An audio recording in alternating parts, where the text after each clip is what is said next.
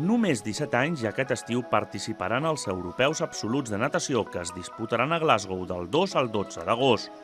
Abans, però, l'Ester Morillo tindrà una altra cita.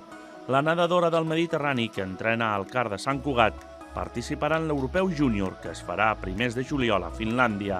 Et sents emocionada quan arribes a la paret i veus que t'has fet la mínima i és com et sents orgullosa de tot el que has treballat i tot.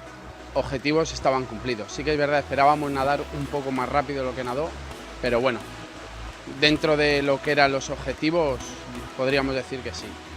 L'Ester va aconseguir les mínimes del 200, 400 i 800 lliures en l'Open d'Espanya disputat fa pocs dies a Màlaga. L'Ester va començar amb 9 anys a practicar la natació de manera seriosa. Ho va fer al Joan Pelegrí i des d'allà va fer el salt al CAR de Sant Cugat, un lloc desconegut i amb unes normes molt marcades. No sabia el que era el CAR de Sant Cugat, no sabia ni que hi havia un CAR. M'aixeco a les 6 del matí, llavors em costa una miqueta, però com a tothom. I esmorzo i vinc a entrenar aquí a les 7, a 7 a 9 i mitja més o menys.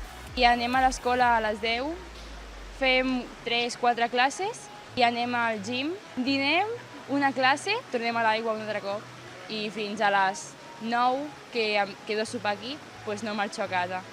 L'estiu de l'Ester serà ben especial. A més de participar en l'Europeu Júnior, també ho farà per primera vegada a l'Europeu Absolut.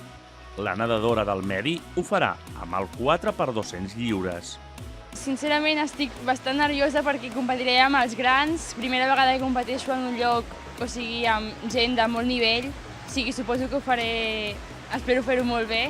Sabrá lo que es competir a nivel internacional absoluto, la dinámica, estar con gente, a lo mejor o nadadores que idolatra un poco, ¿no? sus referentes, compartir la piscina y bueno, eso puede ayudar, aparte de también darse cuenta de la diferència de la natació absoluta a la d'edades, no? Mentre arriben els europeus, l'Ester continuarà sumant metres i metres a la piscina.